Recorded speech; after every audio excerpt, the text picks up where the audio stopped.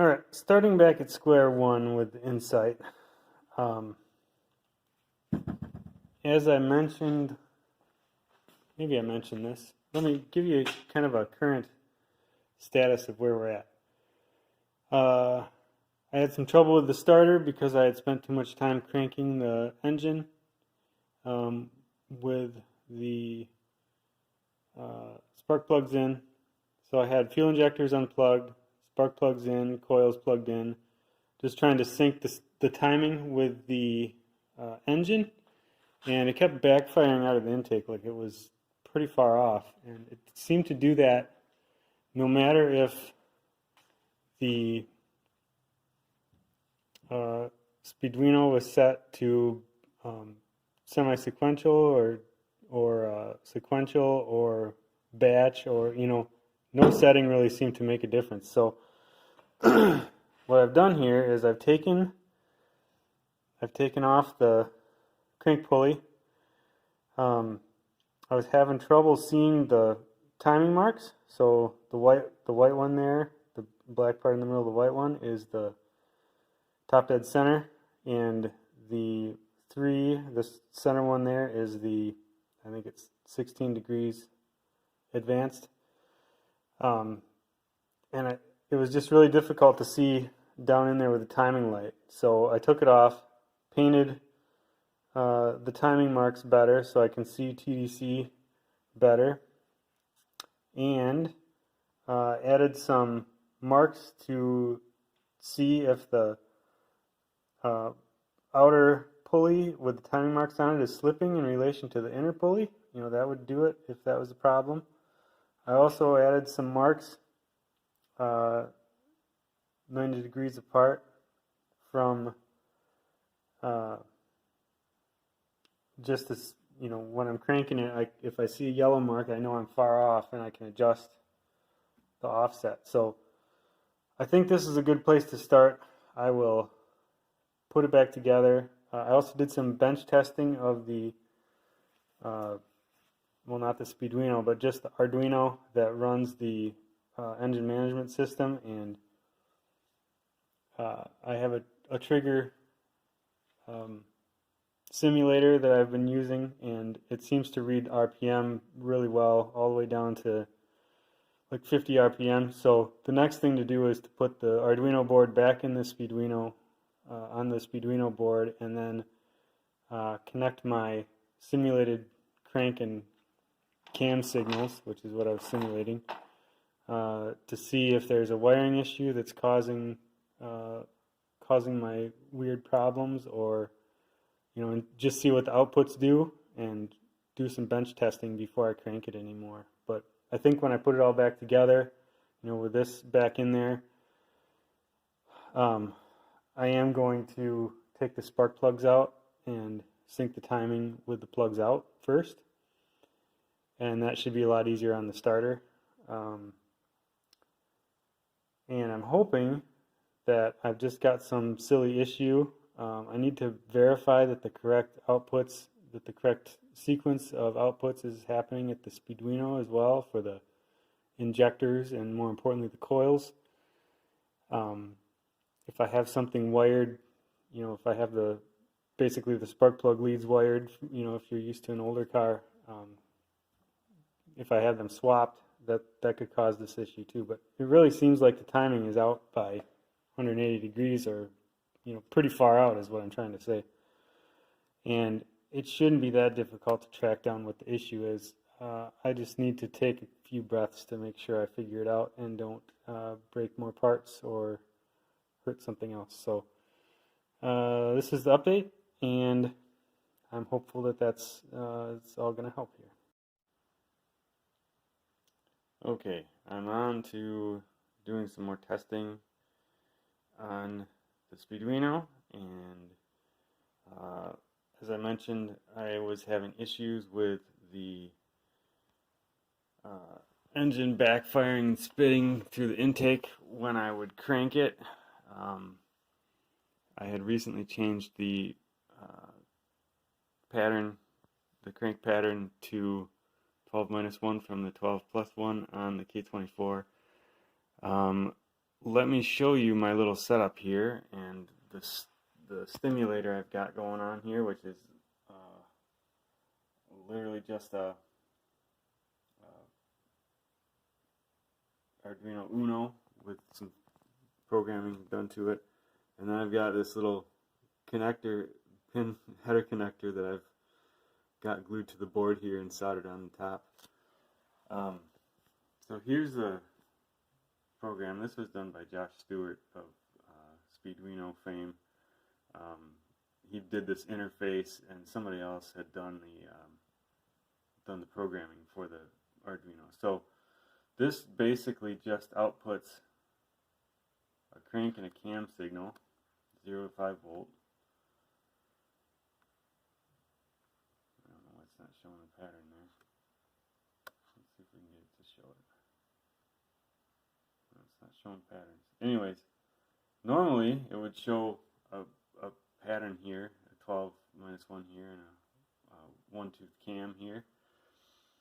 And that's how you configure this. That doesn't seem to be working for whatever reason. It was yesterday. And then you can basically just input, and over here you can see my RPM that the Speeduino is reading. So just put that in there, and it changes your 5,000.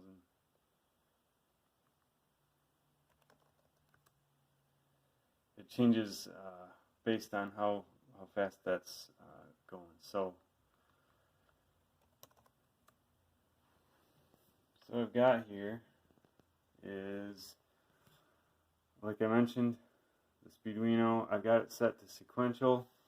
These are the red lamps there, if you can see those flickering, are the ignition outputs, and then the injector outputs are these 4 green LEDs. So you can see I've got all of those flashing, and it looks like in the correct sequence.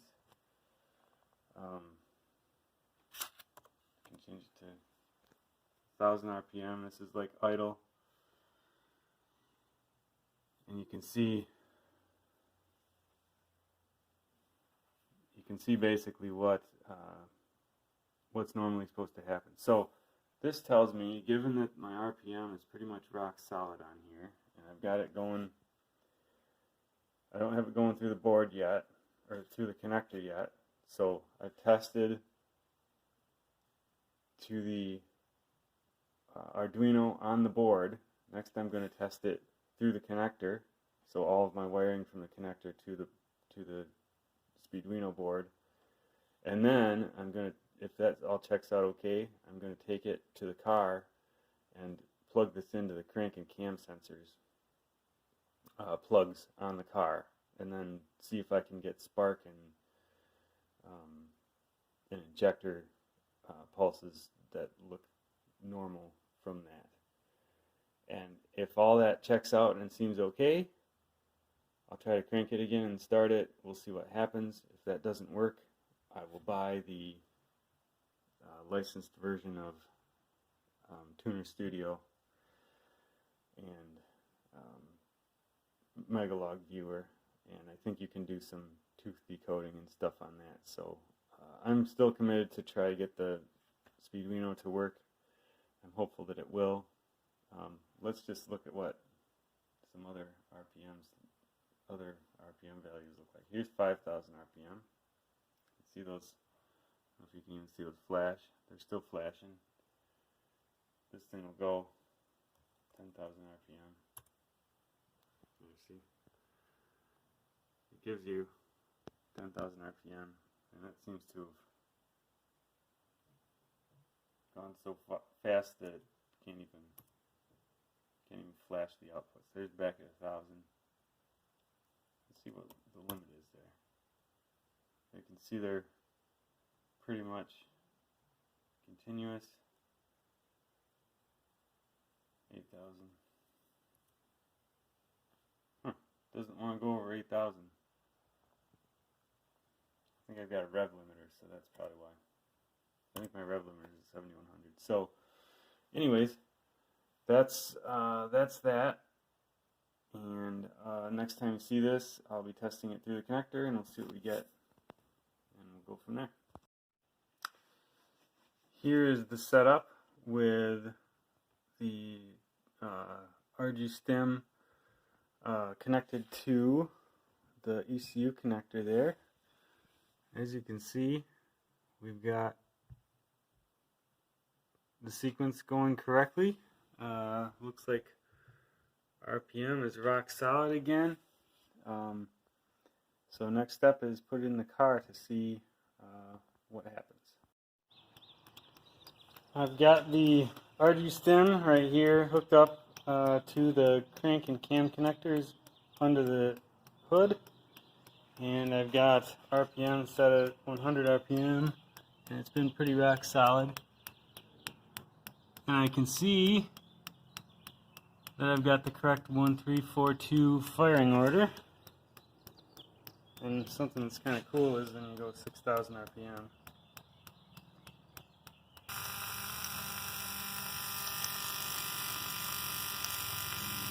That's kind of cool. So I got the plugs just sitting on that bar that's grounded, and it's pretty cool.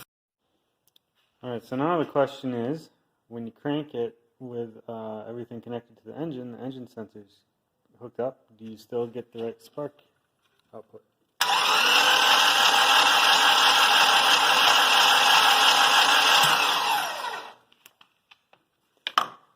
Yes, you do. You get a good RPM signal. Yeah, rock solid. Full sync. And let's see if I can set you up to see timing marks here. Sorry if you're gone.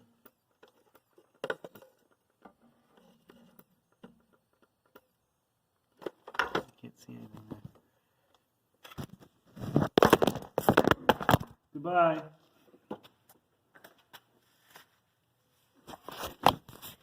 Oh boy.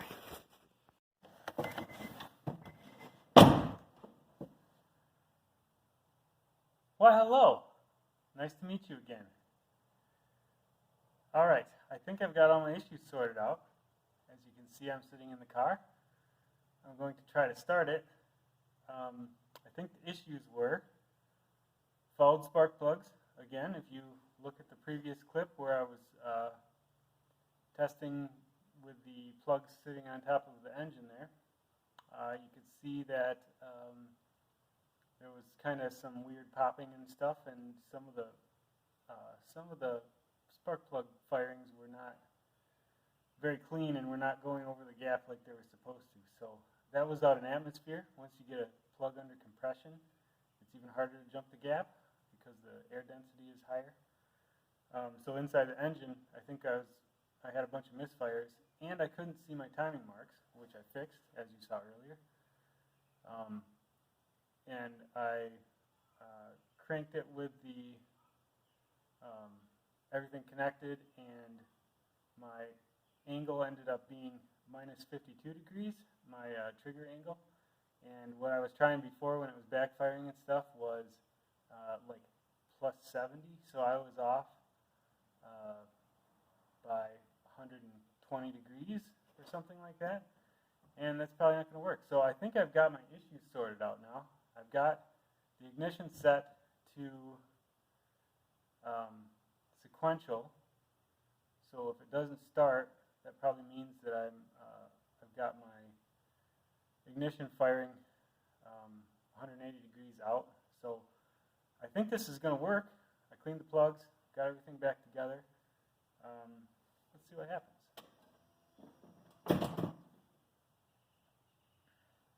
Fingers crossed.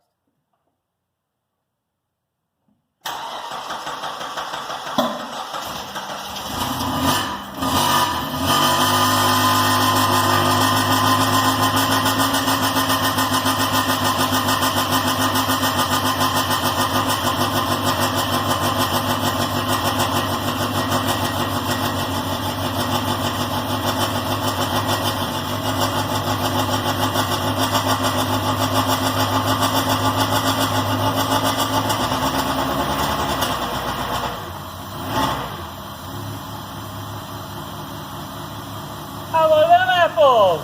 Woohoo! She runs! She runs! She runs red.